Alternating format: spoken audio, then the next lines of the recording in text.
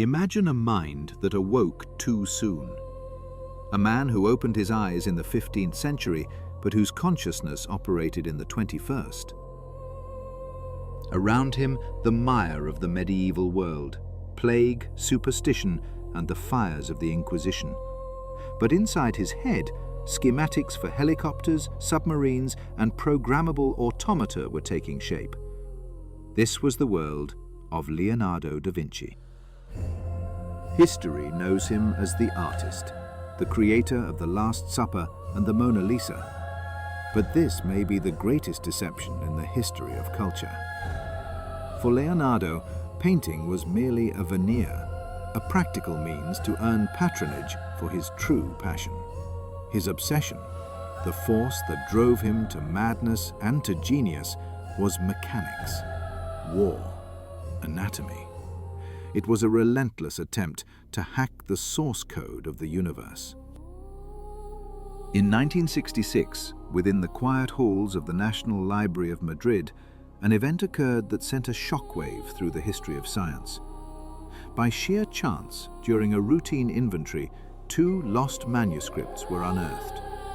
700 pages of dense text and intricate drawings believed to have been lost to time forever. They were the Madrid codices. As cryptographers and paleographers began to decipher his famous mirror script, a cipher written from right to left to shield his work from prying eyes, a stunning realization dawned. We never knew Leonardo at all. These were not the sketches of a dreamer. They were technical documents, protocols from experiments, calculations on the resistance of materials, blueprints for machines that could have altered the course of history. Armored tanks designed mechanical knights that could sit, stand, and move their arms. He had invented the future, but locked it away within the pages of his journals. The question echoes through the centuries. Why? What did he fear? And why, in his most lethal war machines, do modern engineers find the same strange, illogical flaw, a deliberate error? Was it sabotage? Or a safeguard? A final defense against the very nature of man? The investigation begins here. We will disassemble Leonardo's mechanisms screw by screw. We will blow the dust of 500 years from blueprints that defied their own era. We will enter the operating theatre, where he dissected corpses by candlelight, and the workshop, where he sought to create artificial life. This is the dossier of the planet's first technologist, the story of a man who possessed the most solitary mind in history. The year is 1482. Italy is a violent patchwork of warring city-states. Florence, Milan, Venice, the Papal States, conflict is the normal condition of life. Leonardo is 30 years old. He is ambitious, but he is poor. He drafts a letter to the Duke of Milan, the ruthless and powerful Ludovico Sforza. The letter survives. It is not the plea of an artist, it is the resume of a military engineer. I have methods for constructing bridges, light and strong. I know how to drain the water from moats. I can create cannons, mortars, and light ordnance of beautiful and useful form. Only at the very end, almost as an afterthought, does he add, and in times of peace, I can also paint. Sforza hired him. The artist had found his cover. The engineer had found his laboratory. In the crucible of Renaissance Milan, Leonardo da Vinci is summoned not to paint a masterpiece, but to forge a weapon, an instrument that will guarantee his patron, the Duke, absolute and terrifying dominion. And so, the master's mind turns from beauty to ballistics, conceiving of a machine that will not tear across the fields of battle until the mud and blood of the Somme in 1916. He sketches an armored fighting vehicle, a tank. On paper, it appears as something otherworldly, a visitor from a hostile star. It is a conical fortress of wood and iron, its shape evoking the hardened carapace of a tortoise, or perhaps a saucer spun down from the heavens. Its true genius, however, lies in its geometry, sloped armor. 450 years before the engineers of the Soviet T-34 would master the principle, Leonardo understood the physics of ricochet. He had calculated the angles. A cannonball, that blunt instrument of medieval siegecraft, would not smash through its hide. Instead, upon striking the angled surface, it would be deflected, its lethal energy cast aside in a glancing blow. It was a staggering intuition, a deep and precocious understanding of impact dynamics. Within this moving citadel, a crew of 8 men was to be housed. In an age yet to dream of the internal combustion engine, Leonardo would rely on the oldest power source of all, human muscle. The men would turn enormous cranks, their straining sinew driving a complex web of gears that would translate their desperate effort into motion. And for its teeth, cannons were to be positioned around the entire perimeter, a bristling ring of iron mouths ready to spew fire in all directions. It promised a 360-degree circle of death. The machine's purpose was as psychological as it was physical. It was designed to crash into the ordered ranks of enemy infantry, to shatter their formations and their morale in a single terrifying charge. "It will be safe and unassailable," Leonardo wrote, imagining the panic and chaos it would sow.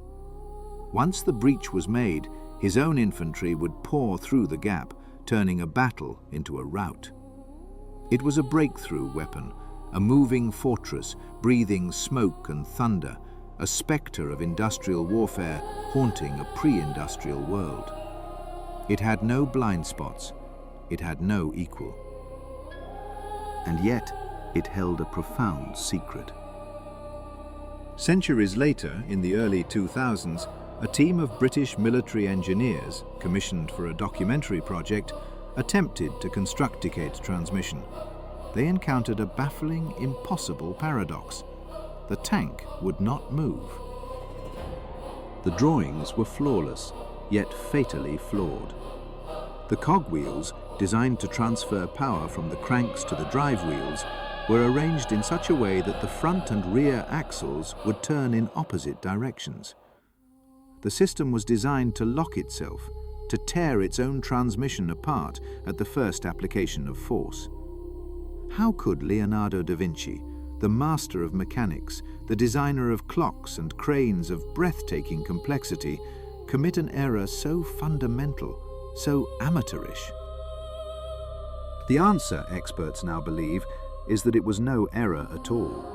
It was a deliberate act of sabotage, a hidden message in the machine.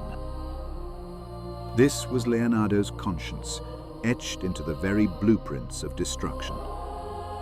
In his private notebooks, he railed against war, calling it pazzia bestialissima, the most bestial madness. He designed this engine of death to secure the patronage and funding he so desperately needed from the Duke. But the pacifist within the inventor laid a trap. He intentionally introduced a crippling defect, a mechanical cipher that would render the weapon useless should the plans be stolen by the spies who plagued the courts of Italy. He kept the key, the knowledge of how to correct that single errant gear, locked away in the one vault no one could ever breach: his own mind. When the 21st century engineers grasped his intent, they reversed the orientation of one gear. The machine lurched to life. It moved. It turned. It was as fearsome and as functional as Leonardo had promised. The design was not merely a blueprint for a weapon. It was an intelligence test for posterity and an insurance policy against his own formidable genius. It was an act of profound responsibility from a man who saw the future with terrifying clarity and who chose to place a lock upon his own creation lest it unleash its hell upon a world not yet ready for it. The flaw was not a failure of engineering, but a triumph of humanity. A rhythmic metallic clank echoes through the great hall. A figure emerges from the shadows, encased in the polished steel of a late 15th century Italo-German suit of armor. Each step is heavy, deliberate, impossibly autonomous. It walks without aid. It lowers its massive frame into a chair. It rises again, a ghost of iron and force. An arm, sheathed in a steel gauntlet, lifts in a silent human gesture. Then, with a slow creak of metal, the helmet's visor is raised. Inside, there is only a hollow void. There is no man. There is no hidden dwarf, a common trick of the age. This is not the work of black magic, nor a pact with infernal powers. It is something far more terrifying and far more brilliant. It is pure mechanics, a machine, an automaton. The blueprints for this mechanical knight were not found in a single triumphant scroll. They were whispers, scattered fragments dispersed across the voluminous pages of the Codex Atlanticus. For centuries they lay dormant, their true purpose a mystery, until they were painstakingly reassembled in the 1950s. The discovery was so profound, it captured the attention of a fledgling agency aimed at the stars, NASA. Mark Rosheim, an engineer tasked with designing the complex joints for Martian rovers, was given the ancient diagrams to study. He was, by his own account, shocked. Leonardo da Vinci had not used sorcery. He had used a science he was secretly pioneering: anatomy. Beneath the steel shell lay a hidden symphony of cables, pulleys, and gears, a complex system that perfectly mimicked the architecture of the human body. Leonardo knew precisely how a muscle anchors to bone, how tendons transmit force, because he had seen it with his own eyes. He had simply replaced bone with wood and metal, and sinew with rope. Yet the most astonishing revelation was not in its limbs, but in its heart. Tucked within the automaton's chest cavity was a programmable controller. It was a wooden drum studded with pegs and riddled with holes, a sophisticated cam mechanism. By altering the position of these simple pegs, one could rewrite the machine's very behavior. The knight could be programmed to wave its hand, to nod its head, to open and close its mechanical jaw. It was the world's first analog computer, the silent wooden brain of a humanoid machine, a programmable entity born in the 15th century. A modern reconstruction undertaken at the Institute and Museum of the History of Science in Florence proved the design was not mere fantasy. It was entirely functional. It worked. To the people of Leonardo's time, such a creation would have been a miracle, or worse, irrefutable proof of a pact with the devil. For Leonardo, it was a profound exercise in biomechanics, an attempt to reverse engineer life itself. His notes, however, betray a cold scientific detachment. He was not playing the role of God. He was simply a student, attempting to copy the work of the ultimate engineer, nature. The genius of his design endures. Rosheim himself admitted to incorporating Leonardo's principles of cable-driven mechanics into the robotic manipulator arms used aboard the International Space Station. A technology conceived in the twilight of the Middle Ages now operates in the vacuum of space. But the machine of metal and wood was merely a shadow, a reflection of his true obsession, the most perfect engine ever created, the human form. He was particularly consumed by the heart. At the time, medicine was shackled to the teachings of Galen, a physician from the 2nd century. The prevailing doctrine held that blood was created in the liver, and the heart was little more than a furnace, a simple heater to warm the body. Leonardo was the first to declare this a fallacy. The heart, he insisted, was a muscle, a pump. To prove his theory, he would have to become a criminal. Human dissection was a practice forbidden by the Church, permitted only in the rarest of cases and always under the watchful eye of the Inquisition. Leonardo worked in secret. He worked at night, in the cold, damp cellars of the hospital of Santa Maria Nuova in Florence. Imagine the scene. The guttering light of a single candle casting long, dancing shadows. The cloying stench of decay, for the preserving agents of the modern world were centuries away. And there, a lone figure, elbow deep in blood, meticulously disassembling the very vessel of the soul, trying to understand its design. He dissected more than 30 bodies, men, women, even children. From this forbidden work came drawings of such breathtaking accuracy and beauty that they remain unparalleled, including a depiction of a fetus in the womb so perfect it is still used in obstetrics textbooks today. He sought not to defy the divine, but to understand it. The mechanical knight was not a mockery of man, but a tribute to his construction. In the silent, hollow armor and the secret, blood-stained chambers of the morgue, Leonardo was pursuing a single, unifying question. He was peeling back the layers of skin, muscle, and steel, searching for the fundamental principles that govern all of existence, from the gears of a machine to the beating of a human heart. He was reading the source code of life itself. But the heart was a problem.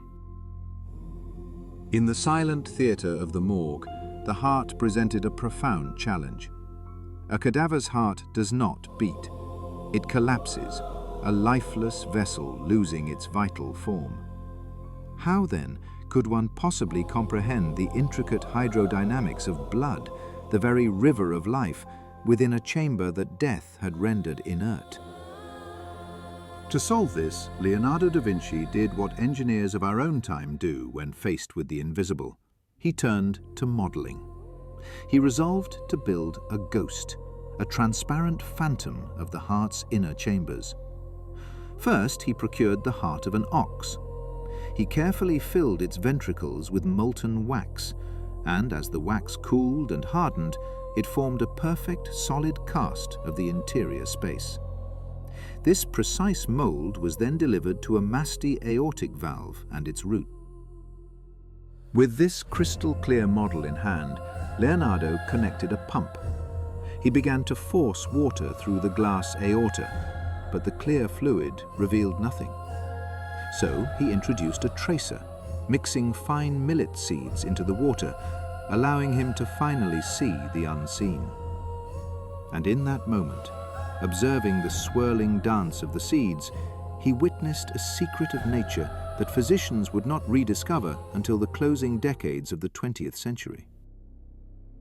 Vortices.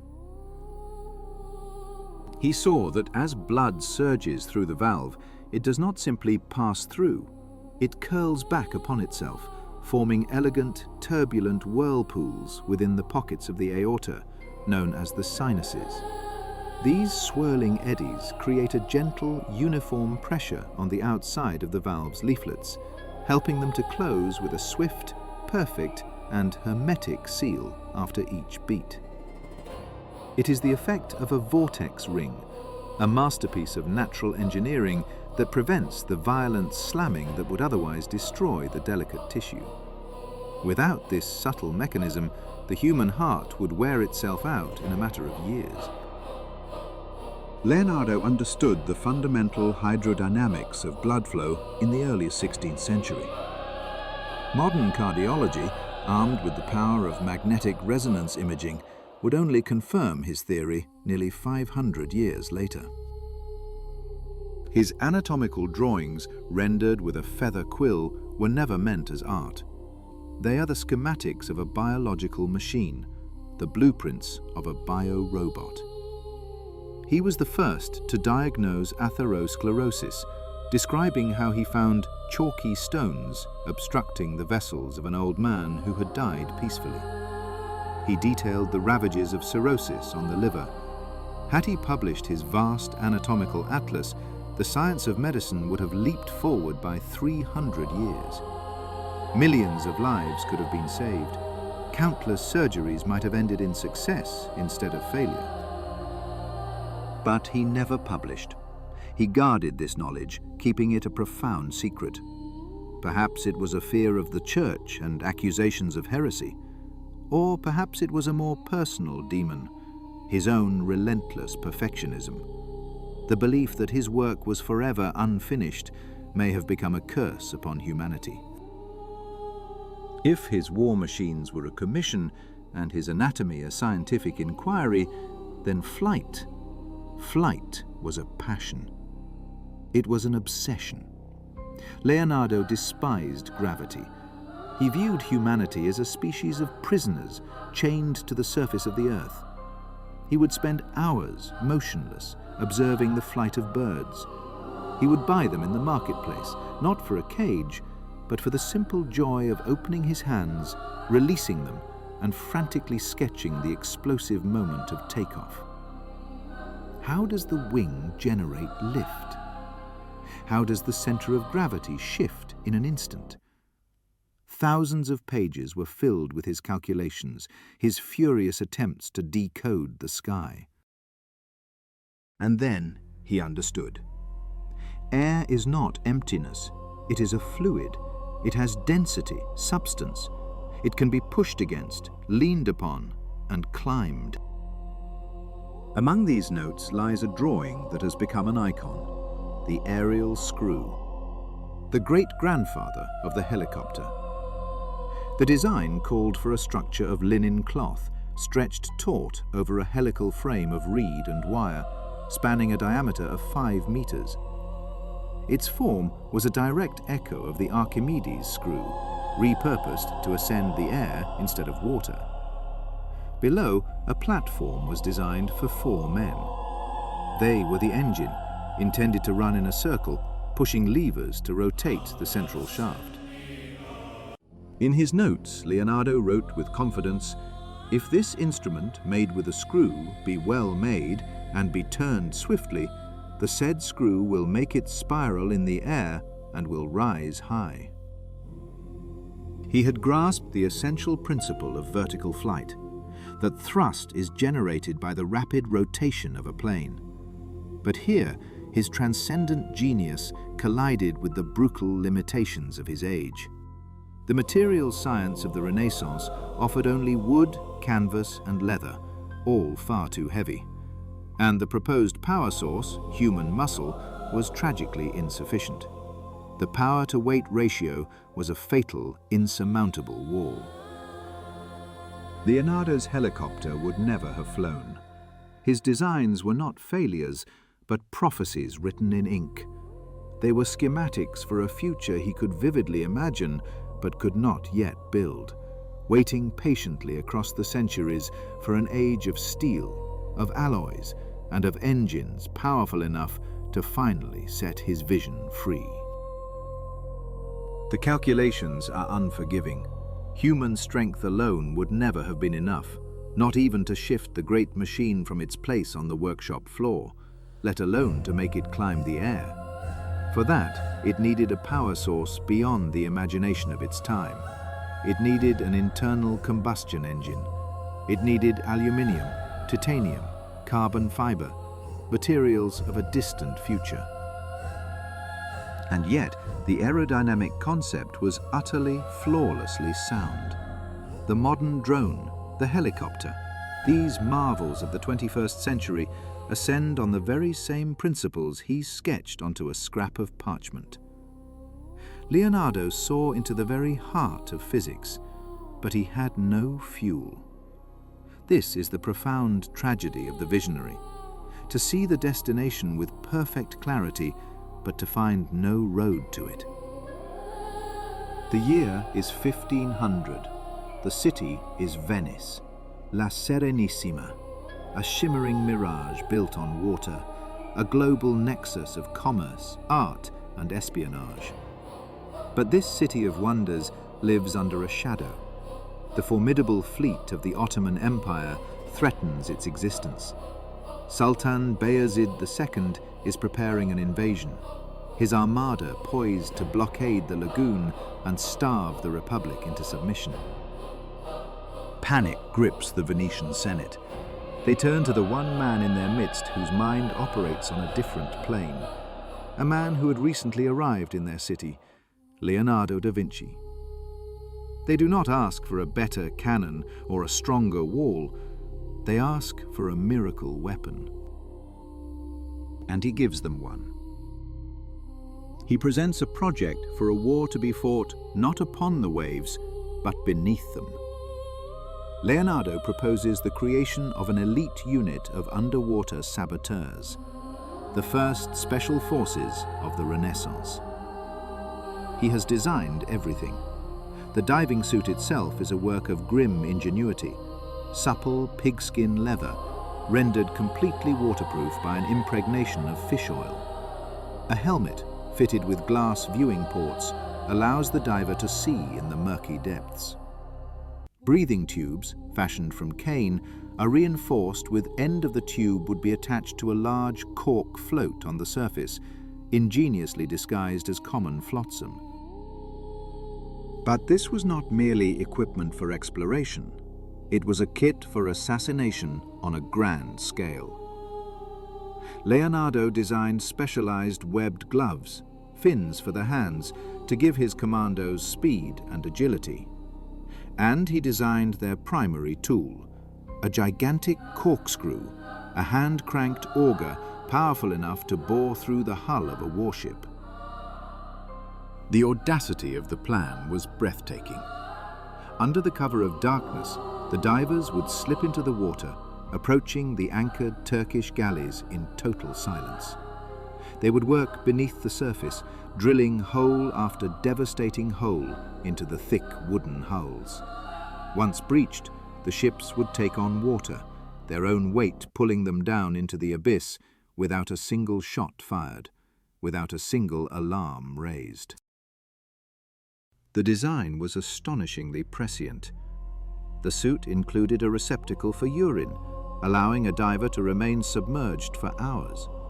It even featured an air bladder on the chest, which could be inflated or deflated to control buoyancy, a direct ancestor of the modern buoyancy control device, a technology that would not be perfected for another 400 years. So why did the Venetian Navy SEALs of 1500 never materialize? Why did this phantom weapon remain a ghost on paper? Because Leonardo himself stopped it. He destroyed key parts of the schematics and refused to press for the project's implementation. In his private notebooks, he revealed the profound moral dilemma that tormented him. "I do not publish or divulge this," he wrote, "because of the evil nature of men who would use it for assassinations at the bottom of the sea by breaking the hulls of ships and sinking them with their crews." A cold dread took hold of him. He had not simply invented a weapon, he had foreseen a new kind of warfare. He saw the future of the submarine, the torpedo, the silent, invisible death that rises from the depths. His ethical compass proved stronger than his engineering ambition. He refused to hand humanity a weapon for which it was not, and perhaps never would be, morally prepared. 2 years later, in 1502, the same Sultan Bayezid II, the would-be conqueror of Venice, sought to build a bridge across the Golden Horn in Constantinople. It was a project of immense strategic importance, a vital link to connect the district of Galata with the heart of his imperial city.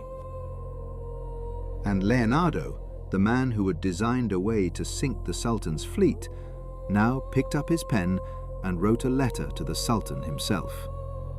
He had a proposal. He had a design for a bridge. It is the eternal paradox of the Creator. To hold in one hand the power to connect worlds, and in the other, the key to their utter annihilation. It began with an audacious, almost impertinent letter. In the year 1502, a Florentine artist and inventor addressed Sultan Bayezid II, ruler of the Ottoman Empire. "I have heard," the letter read, "that you wish to build a bridge but cannot find an engineer. I can do this." The author was Leonardo da Vinci. His proposal was for a structure over the Golden Horn, the waterway that separated Constantinople from its Galata district. The design he offered was nothing short of science fiction. A single soaring arch spanning 240 meters with a total length of nearly 350. In an age when the most ambitious stone bridges barely exceeded 30 meters, this was an impossibility. The world was built on short, heavy Roman arches, marching across rivers on a forest of piers. Leonardo envisioned a single, elegant leap of stone, a giant, flattened arch, clearing the water by 40 meters, high enough for the Sultan's great ships to pass beneath with their sails fully raised. The Sultan and his court saw not genius, but delusion. The plan was dismissed as the ravings of a mad Italian, an impossible fantasy. The drawing, a small, ephemeral sketch in a notebook, was filed away and forgotten, lost to the labyrinthine archives of the Topkapi Palace. There it remained for centuries, a silent testament to a rejected future. It was not until 1952 that the sketch was rediscovered. Even then it was a curiosity. But in 2019, engineers at the Massachusetts Institute of Technology decided to put the mad Italian to the test. Using advanced computer modeling and three-dimensional printing, they constructed a precise scale model, 100 times smaller than the original design. They assembled it block by block, using only the force of gravity to hold it together. No mortar, no cement, exactly as the master had intended. And it held. It was perfect. Leonardo's calculations, made 5 centuries earlier, were flawless. The geometry of the arch was its secret. It was not a simple Roman semicircle, but a parabolic curve, a shape that distributed the immense compressive stress perfectly outward to its foundations. But there was more. He had designed the abutments, the feet of the bridge, the piers, was used in the region. He had engineered a seismically resistant structure 400 years before the birth of seismology. The Sultan had made a historic miscalculation. Istanbul was denied a wonder of the world, a bridge that would have connected Europe. But the same mind that conceived of uniting continents could also devise new ways to tear them apart. Leonardo sought a replacement for gunpowder, the dominant force of warfare, which was capricious, expensive, and blinding in its own smoke. He turned instead to the ancient knowledge of Archimedes and the elemental power of steam. The result was a weapon he called the architronito. It was a steam cannon. A polished copper barrel sat atop a brazier of glowing coals, its breech heated until it radiated a malevolent heat. A small amount of water would then be injected into this superheated chamber. The result was a violent alchemy, instantaneous evaporation. Water, expanding into steam, increases its volume by 1,600 times. This explosive pressure would hurl a heavy iron cannonball with devastating force. Leonardo calculated its range at over 1 kilometer. It was pure physics, pure thermodynamics, an engine of war powered by nothing but fire and water. For centuries, it was just another drawing. Then, modern engineers built a replica based on his detailed schematics. It fired. The concussive blast of steam sent its projectile tearing through a wall of solid brick. It worked. It was steampunk artillery, imagined in the heart of the Renaissance. Yet beyond bridges and weapons, his gaze was fixed on an even more radical frontier. Buried within the pages of the Codex Atlanticus was a drawing of a strange three-wheeled cart with no shafts for horses to be hitched. For generations, art historians dismissed it as a whimsical toy, a curious doodle. In 2004, Italian engineers built a full-sized model. It was not a toy. It was the world's first automobile. It was driven not by steam, but by the stored potential energy of two immense-plex system of gears and cams that functioned as a programmable transmission and a differential, allowing the wheels to turn at different speeds. It was a rudimentary computer made of wood and metal, designed to control a self-propelled machine. A bridge to unite the world, a weapon to conquer it, a vehicle to explore it. Each was a ghost of an unrealized future, a seed of an idea that would take humanity centuries to rediscover on its own. They serve as a profound and perhaps tragic reminder that the barrier to progress is rarely the absence of genius. It is the absence of the vision to recognize it. Leonardo's greatest works may not be the ones that hang in museums, but the ones that existed only as whispers on paper, waiting for a world that was finally ready to listen. In an age of horse and carriage, a machine stirred to life, moving with an eerie autonomy. It was a self-propelled cart, a clockwork automaton born from the mind of Leonardo da Vinci. Within its wooden frame lay a complex interplay of gears, allowing for the regulation of its speed and a primitive yet effective braking system. But its true marvel was not its motion, but its mind. It possessed a programmable steering mechanism, an analog computer centuries ahead of its time. The soul of the machine resided in a series of wooden cams and pegs. These could be inserted into its central mechanism in a deliberate, predetermined order. As the cart moved, these pegs would press upon a cascade of levers, the mechanical equivalent of code. Each peg was a command, a silent instruction that forced the machine to turn left, turn right, or proceed straight ahead at precisely the right moment. It was, in effect, the world's first robotic automobile, an unmanned vehicle navigating a preordained path. Leonardo conceived it not for commerce or travel, but for spectacle, a machine to astonish audiences at theatrical performances with the magic of moving scenery. Yet the technology he embedded within it was nothing short of revolutionary. Buried within its schematics is a device that would not become standard for 400 years, the rear axle differential. This elegant component, which allows the wheels on an axle to rotate at different speeds during a turn, is fundamental to every modern automobile. Leonardo had drawn it with perfect understanding 4 centuries before Carl Benz would build his first car. The parallels are so striking that engineers at NASA have acknowledged that the control logic of this Renaissance cart bears a haunting resemblance to that of their first Martian rovers, Spirit and Opportunity.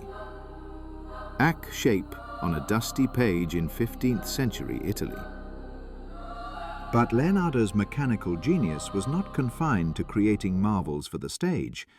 It was also turned towards solving the gravest crises of his time.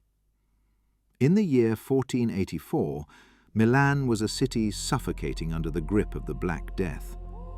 The plague had returned, wiping out 1/3 of its population. Leonardo walked its streets and saw the cause not as a divine curse, but as a failure of design. He saw people dying in the filth, in the suffocating confines of narrow medieval alleys where waste was simply thrown from the windows. The problem, he deduced, was sanitation. His response was not a prayer, but a blueprint. He designed an entire city from the ground up, an ideal city, engineered to eliminate pestilence forever. It was a vision of breathtaking ambition, a metropolis built on 2 levels. The upper level was a realm of light and air reserved for pedestrians. It was a place of wide, sun-drenched avenues and grand piazzas, a space for civil life, clean and serene. Below, in the city's underbelly, was a second world, a network of canals and roadways for commerce and logistics. All the carts, all the trade, all the warehouses and the waste, all the grime and chaotic traffic of medieval life were banished to the shadows. The design was meticulous. The width of every street would be equal to the height of the adjacent buildings, a precise calculation to ensure that wind could sweep through, cleansing the air of the dreaded miasmas. Every home would have ventilation, a sophisticated system of canals and sewers, complete with water locks and underground drains, would carry filth away from the population. Let no one, he wrote, be forced to live munications, subterranean transit, and multi-level interchanges, imagined centuries before its time. He presented this radical proposal to the Duke of Milan, but the vision was too grand, the cost too great. To tear down the old Milan and build this new utopia was deemed an act of madness. In the grim calculus of the age, people preferred to die for free than to pay for an expensive, engineered salvation. The plans were shelved. Leonardo da Vinci died in France at the Château du Clos-Lucé on the 2nd of May, 1519. He was 67 years old. He left behind a treasure, 13,000 pages of notes, sketches, and treatises. Yet what has survived to this day is a mere fraction, perhaps 6,000 pages. The rest were lost to time, burned, cut apart for souvenirs, or stolen by those who could not comprehend their value. We are left to wonder at the secrets held within those missing codices. We know he wrote, "The sun does not move," a full 40 years before Copernicus published his heliocentric theory. Did those lost pages contain the secret of the philosopher's stone, or blueprints for machines for which we have not yet even invented names? His legacy is therefore both a monument and a warning. It speaks to the tragic solitude of a mind operating on a plane centuries ahead of its time. The genius of the individual, no matter how profound, is rendered powerless if society is not ready to receive its gifts. Leonardo was not merely a man of the Renaissance. He was a traveler from the future who found himself marooned in the past. It was as if a man had tried to explain the architecture of a starship to Neanderthals, using only sticks and stones. His magnificent machines, his visions of flight and mechanized warfare, never moved in his lifetime. The failure was not one of imagination, but of substance. The world around him simply lacked the necessary components. There was no gasoline, no frictionless ball bearings, no resilient plastics or lightweight alloys. The industrial world trailed his intellect by 500 years, but the thought itself, the fundamental blueprint, was correct, utterly and completely correct. 5 centuries later, we gaze upon the faded ink of his yellowed pages. In those rapid, feathered sketches, we see the uncanny reflection of our own world. Our helicopters, our armored tanks, our scuba gear, even our contact lenses, he conceived of them all. He drew the precursors to our artificial hearts and our automobiles. Leonardo did not predict the future, he designed it. It was simply a matter of the contractors, humanity itself, requiring 5 centuries to decipher the blueprints and source the impossible materials. The next time you board an airplane and watch the turbines spin to life, or open a simple faucet in your home, Remember the old man with the long beard. He saw all of this, a universe of mechanisms flickering in his imagination by candlelight in a cold stone castle. He existed in a world where the most complex machine was a watermill. This colossal rift between his singular vision and his material reality remains the greatest and most beautiful drama in the history of science. He was alone in his knowledge, but he left behind a map for us all.